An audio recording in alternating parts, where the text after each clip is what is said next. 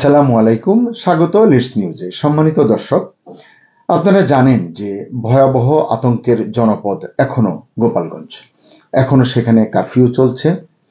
আপনারা নিশ্চয়ই জেনেছেন যে ৭৫ জনের নাম উল্লেখ করে মামলা করা হয়েছে। অজ্ঞাতনামা ৪০০ থেকে ৫০০ জনকে তাতে আসামি করা হয়েছে।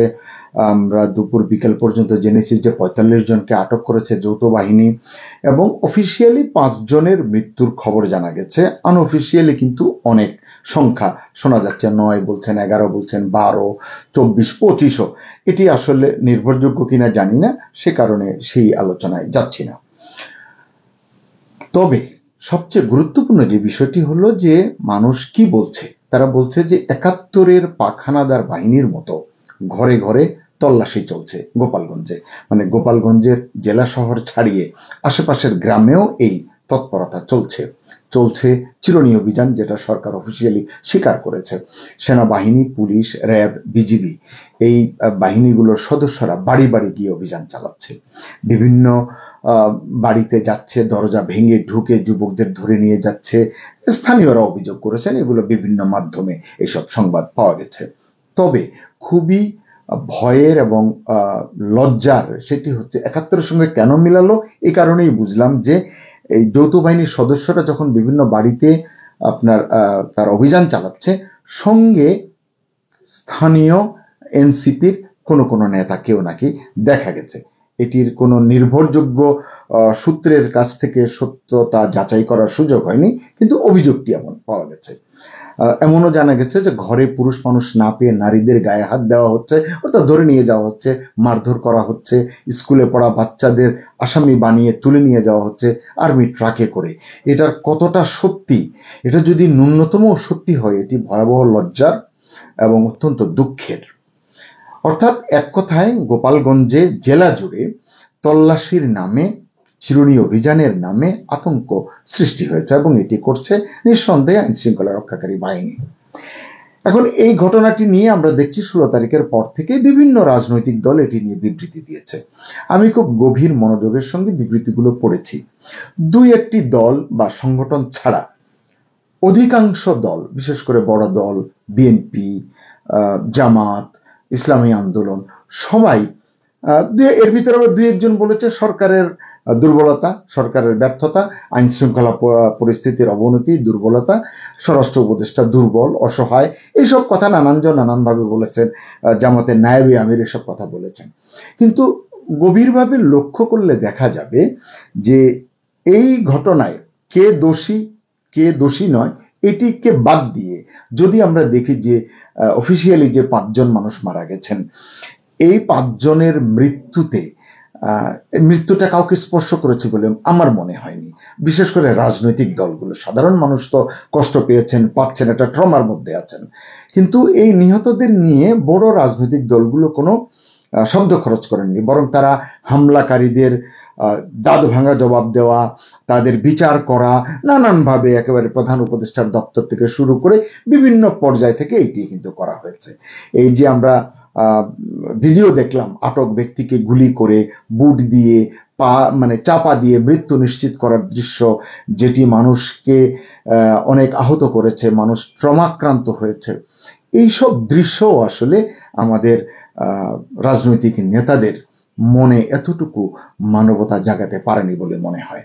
মানে একজন অপরাধীরও যে বিচার পাওয়ার অধিকার আছে, এটা বলল না কিন্তু স্পষ্ট করে কোনো দল। মানে এই জন্যই কথাটা বললাম যে যারা আগামীতে দেশ শাসন করবে, এখান থেকে তো কেউ না কেউ করবে, যারা বিরোধী দলে থাকবে, কারো ভেতরেই কিন্তু এই আবেগটা, এই ন্যায্য কথাগুলো তাদের মুখ থেকে শোনা গেল না। তারা আসলে সবাই নিজেকে শাসন ক্ষমতায় দেখতে চায়, চেয়ারে দেখতে চায়। এটি আসলে মানে ন্যায্যতা, মানবিকতা, ন্যায় বিচার, এটি আসলে যে তাদের ভিতরে খুব একটা কাজ করে না, এটি এই ঘটনায় প্রমাণিত হলো। আপনারা নিশ্চয়ই দেখেছেন যে গত বছরের জুলাই আগস্টে যে আন্দোলন হয়েছে, নির্বিচারে গুলি করে সেখানে ছাত্র জনতাকে মারা হয়েছে, যেটি নিয়ে সারা দেশ উত্তাল হয়েছে, দেশের মানুষ শোক প্রকাশ করেছে।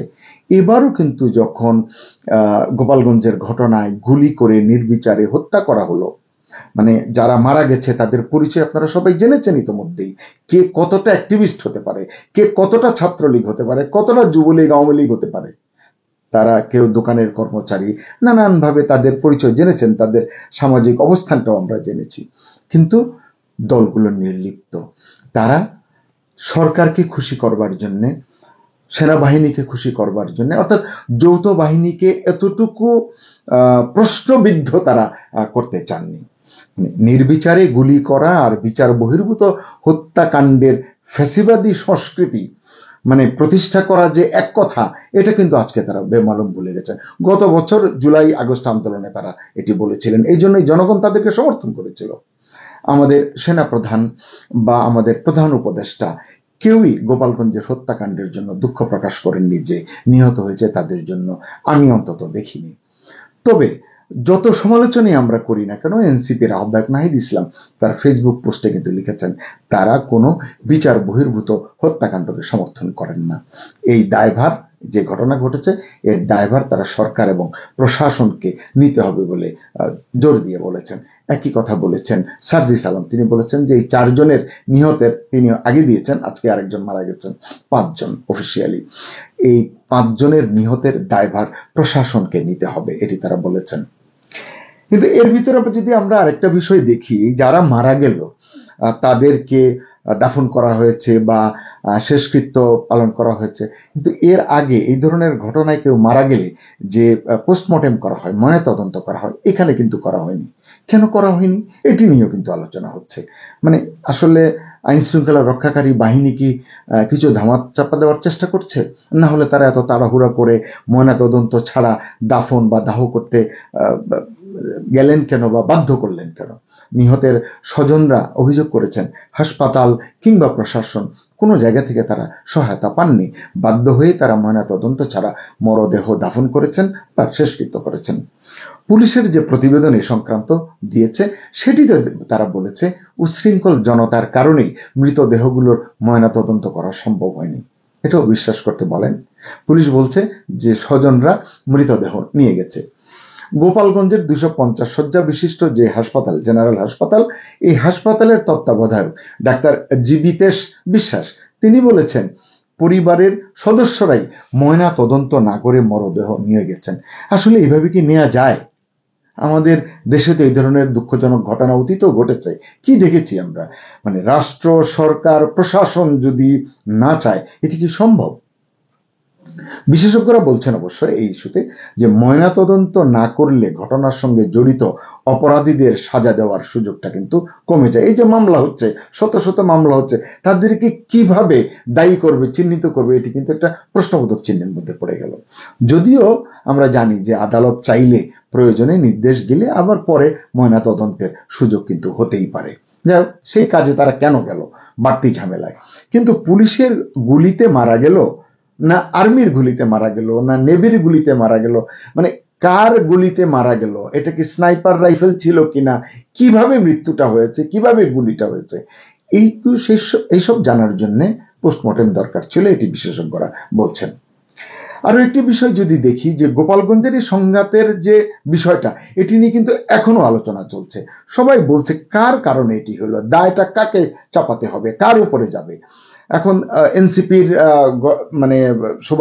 পদযাত্রা নিয়ে এটি হয়েছে।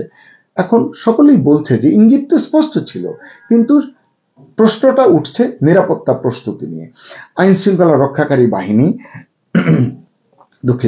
কেন হামলা ঠেকাতে ব্যর্থ হলো? বিশেষ করে স্থানীয় প্রশাসনের ভূমিকাটা কিন্তু এক্ষেত্রে খতিয়ে দেখা দরকার বলে আমি মনে করি। আইন শৃঙ্খলা রক্ষাকারী বাহিনীর পর্যাপ্ত সংখ্যক সদস্য কেন মোতায়েন করা হলো না বা তাদের প্রস্তুতিটা কেন পর্যাপ্ত ছিল না, এটি কিন্তু খতিয়ে দেখা দরকার। গোয়েন্দা তথ্য পাওয়া না পাওয়ার কথা বলতে হয়। আসলে এই ধরনের সিচুয়েশনে গোয়েন্দা তথ্যের জন্য অপেক্ষা করতে হয়। আমাদের স্বরাষ্ট্র উপদেষ্টা বলেছেন তথ্য পাওয়া গেছিল কিন্তু সেটি পর্যাপ্ত নয়। কিন্তু আমি বলি যে মাঠ প্রশাসন তাহলে কি করেছে? মাঠ প্রশাসন কেন এমন একটি পরিস্থিতি আঁচ করতে পারলো না? কারণ উভয় পক্ষ থেকেই তো এক ধরনের উত্তেজনা ছিল।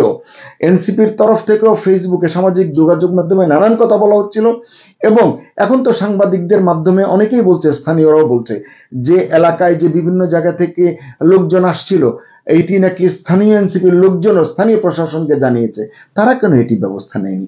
কেন তারা এটিতে বাড়তি গুরুত্ব দেয়নি? কারণ আমরা তো দেখেছি যে এই গত সরকারের পতনের পরে সেনাবাহিনীর সঙ্গে এক ধরনের হামলা কিন্তু গোপালগঞ্জে হয়েছে। দুঃখজনক এই ধরনের ঘটনা তো আমরা দেখেছি। তো গোপালগঞ্জে সহিংস যে পরিস্থিতি, এটা তৈরি হওয়ার পেছনে এনসিপির দায় নিয়েও কিন্তু এখন আলোচনা হচ্ছে। সবাই বলছেন যে আসলে এনসিপির এখানে একটা গুরুত্বপূর্ণ ভূমিকা রয়েছে। কিরকম?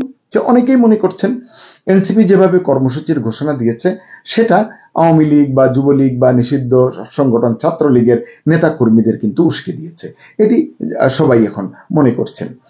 এর সঙ্গে সেখানকার মানুষের আবেগ তো কাজ করেছি, এটি তো নতুন করে বলবার কিছু নেই। এই প্রসঙ্গে বিবিসির সঙ্গে কথা বলেছেন ঢাকা বিশ্ববিদ্যালয়ের শিক্ষক এবং রাজনৈতিক বিশ্লেষক জুবাইদা নাসরিন। তিনি চমৎকার দু একটি কথা বলেছেন, আমি একটু আপনাদের বলি। তিনি বলেছেন যে পদযাত্রার বদলে মার্চ টু গোপালগঞ্জ, তিনি বলছেন যে ভাষাগত পার্থক্যই কেবল নয়, এর মাঝে রাজনৈতিক উদ্দেশ্য, প্রস্তুতির পার্থক্য বা বিশেষ কোনো পরিকল্পনা আছে, এটি কিন্তু বোঝা যায়। মানে সার্জিস আলম বলেছেন যে এটা মেটাফোর ইউজ করতে গিয়ে আসলে জুবাইদা নাসরিন বলছেন যে এটাকে মেটাফরিক্যালি দেখার সুযোগ নেই বা জায়গা নেই। মেটাফরিক মানেই এটার একটা ইন্টারনাল পলিটিক্স আছে, এটি মনে করেন জুবাইদা নাসরিন। তিনি বলেন এই মার্চ শব্দটি গোটা পরিস্থিতিকে বেশি উস্কে দিয়েছে, যার কারণে এত বড় দুঃখজনক ঘটনা ঘটল।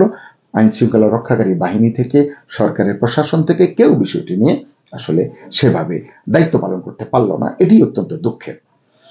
আবার একটু দেখি আন্তর্জাতিক গণমাধ্যমে, বিশ্বের একাধিক প্রভাবশালী গণমাধ্যমে গোপালগঞ্জে বাংলাদেশি সেনার গুলিতে বেসামরিক নাগরিক হত্যা সংবাদ প্রকাশিত হয়েছে।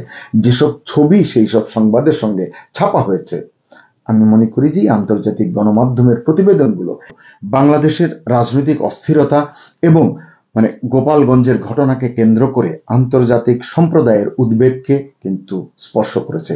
তাদের কাছে এটি স্পষ্ট হয়েছে যে এখানে এক ধরনের মানবাধিকার লঙ্ঘন হয়েছে।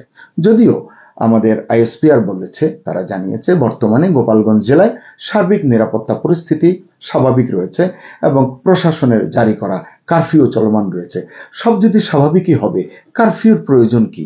এবং এই যে বাড়িঘরকে পুরুষ শূন্য করা হচ্ছে, চিরুনি অভিযানের নামে সবাইকে ধরে নিয়ে যাওয়া হচ্ছে, এসবের কারণেই গোপালগঞ্জের এখন বাস্তবতা হলো সেখানে সবার মধ্যে আতঙ্ক বিরাজ করছে।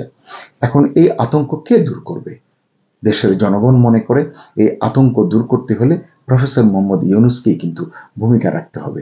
এটি যেমন দেশের সাধারণ মানুষ মনে করে, একই সঙ্গে গোপালগঞ্জবাসী এমনটি মনে করেন। তা আসলে এই কথাটি আমি যদি এভাবে সমাপ্তি টানতে চাই যে গোপালগঞ্জে যা ঘটে গেছে এটি একটি রক্তাক্ত অধ্যায় হয়েছে আমাদের জীবনে। এই রক্তাক্ত গোপালগঞ্জ নিয়ে যে রাজনীতি আমাদের রাজনৈতিক দলগুলোর করার দরকার ছিল, যে ন্যায্য কথাগুলো বলার দরকার ছিল, তারা সেটি না করে তাদের তথাকথিত রাজনীতিটাই তারা করেছেন। এটি সবচেয়ে দুঃখের, এটি সবচেয়ে কষ্টের। সবাই ভালো থাকুন, সুস্থ থাকুন, নিরাপদে থাকুন। আল্লাহ হাফেজ।